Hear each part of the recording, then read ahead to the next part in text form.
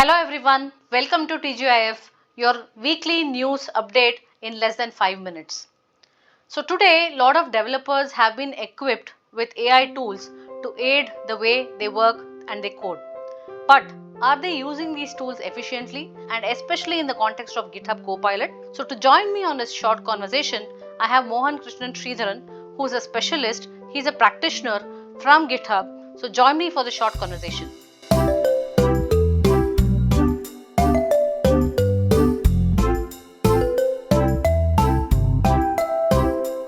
Thank you so much for having me, Divya. Sure. So Mohan, what are we talking about today?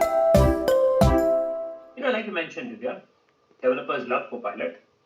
However, when it comes to using Copilot for more complex use cases, like reverse engineering or code optimization, they do have their own struggles. So today, I thought we'll take up a few techniques that we can, bring our developers on to better use Copilot. And that's really what we're going to be talking about.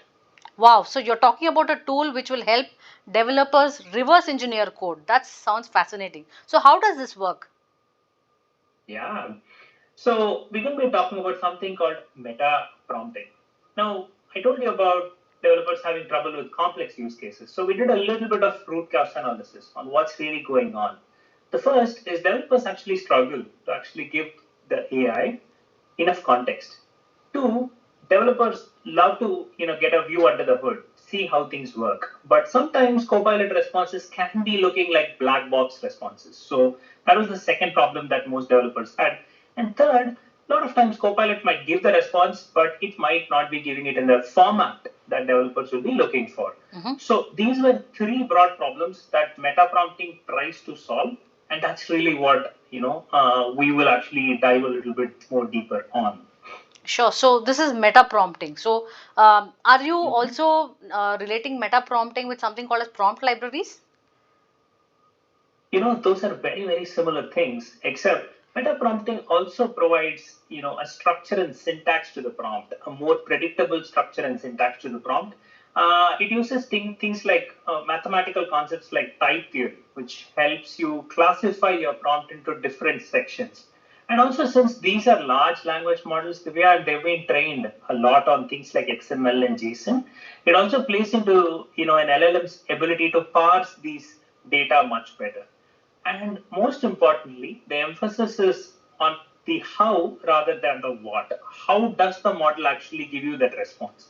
That's really what a meta prompt really excels at providing insights on. Wonderful. I'm so excited to understand what meta prompting means and how to make it work. So can we have a demo on this, Mohan? Sure, let's go do that. But before that, let's take a look at an actual meta prompt. So let me share my screen for a second. Yeah.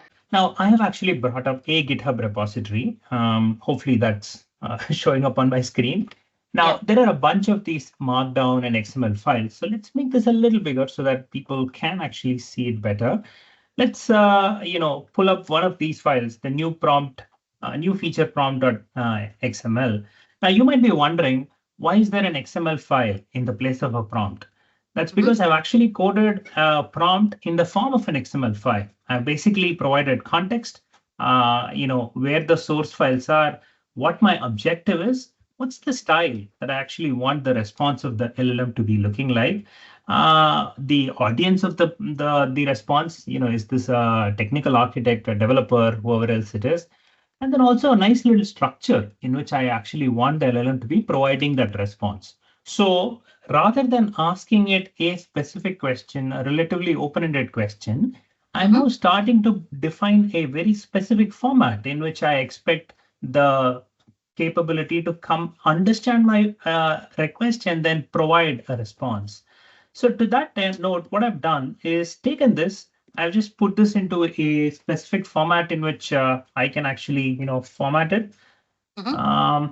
And what now is happening is I've basically said that the source file is a specific source file. I want to do a specific thing. I want to add rate limiting to the API. So let's get into an actual GitHub repository at this point. And I'm going to copy the entire thing that's sitting over here. And I'm going to paste this over into the prompt window within my Copilot dialog box. Now, what you'll notice is I actually, within my objective, I am actually being as enumerated in my response. I'm basically saying, hey, I want you to understand the logic in the API methods defined. Your objective is to add new functionality, and the functionality needs to be added in a particular source file.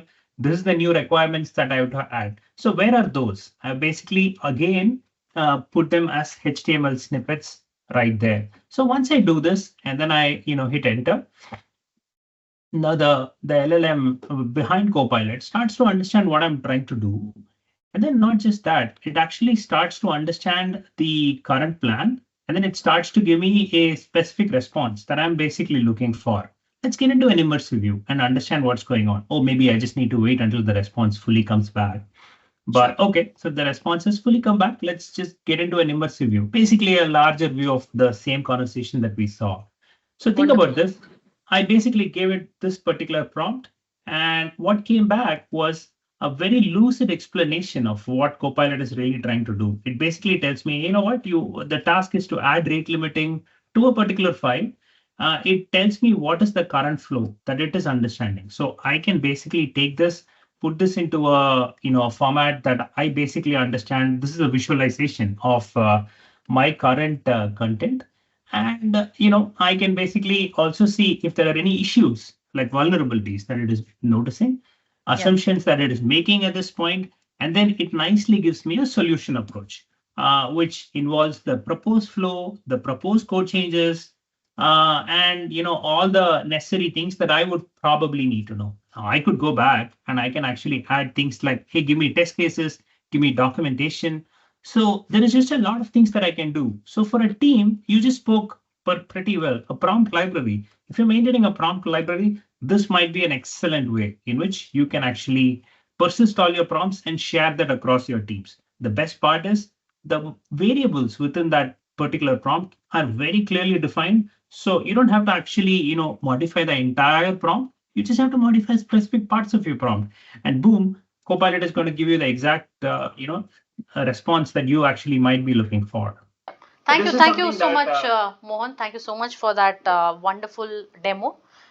So as all of you can see, the developers were already equipped with GitHub Copilot, but in addition to that, they know the best way to use GitHub Copilot now. Thank you so much, Mohan, for your precious time, and this was very useful, definitely in the GitHub Copilot adoption among the developer community.